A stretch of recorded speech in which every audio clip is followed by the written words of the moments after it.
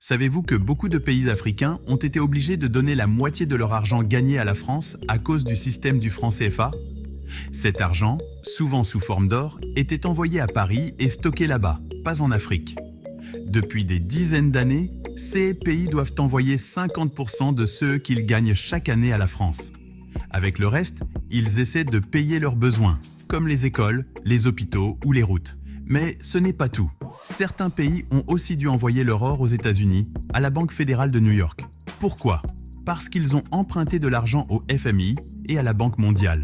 Et CS organisations leur ont demandé de laisser leur or là-bas comme garantie. Le problème, c'est que cet or ne revient jamais, même quand les dettes sont payées. Aujourd'hui, les choses changent. Ibrahim Traoré, le dirigeant du Burkina Faso, veut que l'or et l'argent de son pays reviennent chez lui. Il n'est pas seul, d'autres pays africains font pareil. Qui suit son exemple? Comment font-ils? Et que font la France et les États-Unis pour réagir? Dans cette vidéo, on va vous expliquer toute l'histoire étape par étape.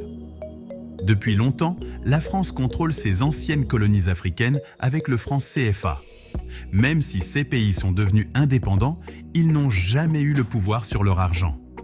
Le franc CFA est utilisé par 14 pays, divisés en deux groupes. D'un côté, il y a l'UEMOA, avec le Bénin, le Burkina Faso, la Côte d'Ivoire, la Guinée-Bissau, le Mali, le Niger, le Sénégal et le Togo. De l'autre, la CEMAC, avec le Cameroun, la République centrafricaine, le Tchad, la République du Congo, la Guinée équatoriale et le Gabon. Ces pays ont leur propre banque centrale, mais elles ne décident de rien. C'est la France qui fixe les règles. Dans ce système, la France obligeait chaque pays à mettre au moins 50% de son argent gagné à l'étranger dans le trésor français. Cet argent était souvent de l'or, et cet or restait dans des coffres à Paris, loin des mains des Africains. Pendant ce temps, les gens dans ces pays travaillaient dur dans les mines ou les champs, mais une grosse partie de leur richesse partait directement en France. Ce système a permis à la France de rester riche, alors que les pays africains avaient du mal à avancer.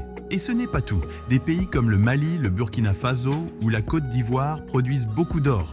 Ils sont parmi les plus grands producteurs en Afrique. Mais cet or ne restait pas chez eux. La France s'assurait qu'il soit envoyé à Paris. Comment? D'abord, des entreprises françaises contrôlaient les mines d'or en Afrique. Elles prenaient l'or et payaient très peu aux gouvernements locaux.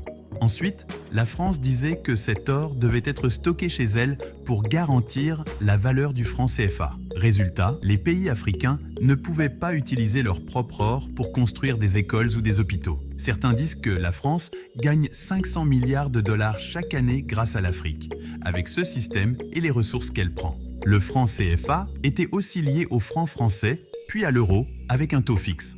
Ça veut dire que les pays africains ne pouvaient pas changer la valeur de leur monnaie pour s'adapter à leurs besoins. S'ils voulaient toucher à leur or pour améliorer leur économie, la France bloquait tout. C'était une sorte de prison économique. Les Africains produisaient de la richesse, mais elle finissait en France, et ils n'avaient pas le droit de s'en servir pour eux-mêmes. Quand des dirigeants ont essayé de dire stop, ça s'est mal fini. Prenez Thomas Sankara, président du Burkina Faso dans les années 80. Il voulait que l'or de son pays reste chez lui. Il a dit non auprès du FMI et de la Banque mondiale, et il a voulu créer une monnaie rien qu'à lui, sans la France.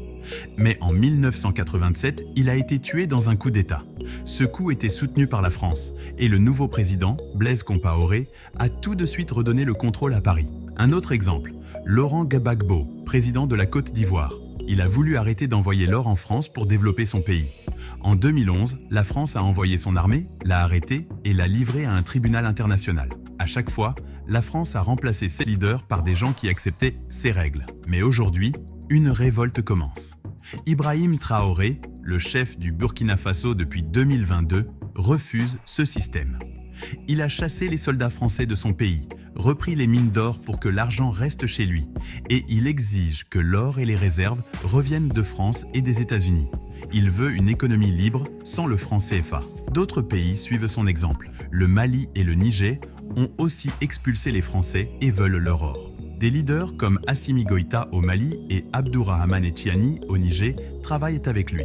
Même des pays comme le Sénégal, le Tchad ou le Gabon regardent ça de près et pourraient rejoindre le mouvement. Des pays comme la Russie et la Chine aident aussi. Ils font partie des BRIC, un groupe qui veut remplacer le dollar par de l'or dans le commerce. Ils encouragent l'Afrique à reprendre son indépendance économique. Ça fait peur à la France. Sans l'or et l'argent africains, son économie risque de s'effondrer. Alors, elle essaie de tout arrêter. Elle a coupé l'aide au Mali et au Burkina Faso pour les mettre en difficulté. Les médias occidentaux disent que Traoré et Goïta sont des dictateurs, pour justifier des sanctions ou des attaques. Certains craignent même que la France prépare un nouveau coup d'État.